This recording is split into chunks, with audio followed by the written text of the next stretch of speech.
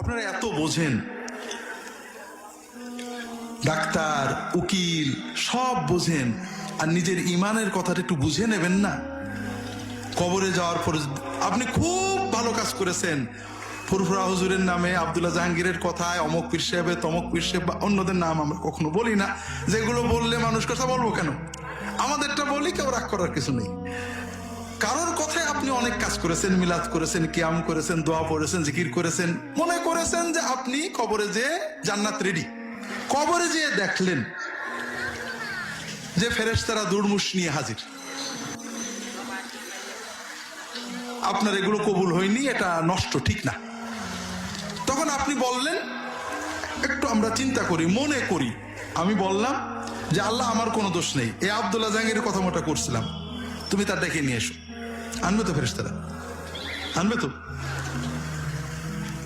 যদি বলেন যে আমার হুজুর আমাকে বলছিল মরে গেলে শিওরে আসবে, এই জন্য আমি করছিলাম, এখন হুজুরে ডেকে আনো, আসবে তো হুজুর শিওরে? হ্যাঁ, তার কবর কি অবস্থা আল্লাহ ভালো জানে। ভাইরা, মিথ্যা প্রতারণা দিয়ে দেশটাকে ধ্বংস করা হয়েছে। সহিহ বুখারীর হাদিস, মুহাম্মদ রাসূলুল্লাহ সাল্লাল্লাহু আলাইহি ওয়াসাল্লাম তার মেয়ে ফাতেমাকে বলছে, ইয়া ফাতেমা সালিনি মা শিতি আনকিদি নাফসাকি মিনান নার ফাইন্নী লা উগনি আনকি শাইয়া মিনাল্লাহি শাইয়া। তুমি আমল করে তোমাকে বাঁচতে হবে, আমি কিন্তু তোমার কিছু করে দিতে পারবো না। মুহাম্মদ রাসূলুল্লাহ সাল্লাল্লাহু আলাইহি ওয়াসাল্লাম তার সাহাবীকে বলছেন, তার সাহাবী, তার মুরিদ, বিশ্বের সব পীরের সেরা পীর, সব মুরিদের সেরা মুরিদকে বলছেন, বুখারী শরীফের হাদিস, যাকাতের নসিহত করে যে যদি কিয়ামত তোমরা ঠিক মতো যাকাত আদায় না করো, কিয়ামতের দিন ওই যাকাতের মাল সাপ হয়ে তোমাকে কামড়াবে, আর তুমি আমাকে দেখে ডাকবে, ইয়া মুহাম্মদ আনকিযনি, ইয়া রাসূলুল্লাহ আনকিযনি, ইয়া রাসূলুল্লাহ আমাকে তরান, আমি মরে গেলাম, আমাকে একটু বাঁচান। সেদিন আমি বলবো, লা উগনি আনকা শাইয়ান কাদ বাল্লাগতুক, আমি তোমার কিচ্ছু করতে পারবো না, তোমাকে তুমি বলে দিছিলাম। কথা বোঝেননি? এ কথা বলছেন সব পীরের বড় পীর, সব নবীর বড় নবী, সব মুরিদের বড় বড় সাহাবায়ে কেরামকে। আর আপনি কল্পনা করলেন আপনার পীর শিওরে দাঁড়াবে, তা হলো, পীর সাহেব আসলো না, আব্দুল্লাহ জাহাঙ্গীরও গেল না। এবার আপনি বললেন ফেরেশতাদের যে আসলে আমি বুঝতে পারছি আমি ভুলই করছি, নিজে একটু যাচাই বাছাই না করে আল্লাহ 70 বছর 80 বছরের জীবন দিছিল, ইচ্ছা করলে 10টা বই পড়তে পারতাম, কোরআনটা পড়তে পারতাম, কত সময় রাজনীতি করে নষ্ট করেছি, গল্প গুজব করে, আসলে হুজুরদের কথার উপরে নির্ভর করে ভুলই করছি। তো এই ভুল আমি এখন বুঝলাম, একটা চান্স আমার দাও, তোমরা আমার এবার দুনিয়ায় পাঠাও, এইবার আর না পড়ে কিছু করবো না। পাঠিয়ে তো দেবে নাকি বলেন? হ্যাঁ, আল্লাহ তো বলেছেন কোরআনে, বয়স তো দিছিলাম, বুঝলে তো বুঝতেই পারতে। কথা বোঝেননি তো ভাইরা? এই জন্য জীবন একটাই, যখন চলে যাব আর ব্যাক করা যাবে না। কাজেই একটু পড়েন, একটু বোঝেন, হৃদয়ে আল্লাহ ছাড়া আর কারোর কোনো ভক্তি ভরসা নির্ভরতা রাখবো না, সামনে মুহাম্মদ সাল্লাল্লাহু আলাইহি ওয়াসাল্লাম ছাড়া কোনো নিরিখ রাখবো না, তাকেই চিন্তা করব, তার অনুসরণের চেষ্টা করব, পড়বো, বসবো, আলেমের কাছে যাব, পীরের কাছে যাব, কি জন্য? পীরের তরিকার জন্য না, মুহাম্মদ রাসূলুল্লাহ সাল্লাল্লাহু আলাইহি ওয়াসাল্লাম তরিকা বুঝতে। সব ঠিক, সব হুজুর ভালো, কোনো ঝগড়া না। আমি ওই মানুষ, হুজুর আমার শুধু বলেন যে রাসূলুল্লাহ সাল্লাল্লাহু আলাইহি ওয়াসাল্লাম কি কায়দায় মিলাদ করেছেন, কি কায়দায় জিকির করেছেন, কি কায়দায় শবে বরাত করেছেন, সব ভালো হুজুর, আপনারা সব করেন, আপনারা কোনো অসুবিধা নেই। আমি গুনাহগার নাদান মানুষ, আমি বড় ভয় পাই, আমি নবীজির কায়দায় চলতে চাই। কথা বুঝতে পেরেছেন? এটাই হলো বাঁচার পথ। ভাইরা, রবিউল আউয়ালের ওয়াজ করব, তবে সবচেয়ে বড় জরুরি বিষয় হলো ভাইরা, সব ওয়াজ শুনবো, বলবো হুজুর ভালোই বলেছে, অথবা বলবো হুজুর খারাপ বলেছে, যাই বলেন না কেন, এখন অথবা তখন এক সময় আমাদেরকে টুপ করে আল্লাহ তাআলার কাছে চলে যেতে হবে, ঠিক না? কাজেই অন্তত মিনিমাম প্রস্তুতিটা সবসময় দরকার, নাকি বলেন ভাইরা? এজন্য আল্লাহর দিন খুব সহজ, আপনাদের অনেক বলছি ভাইরা,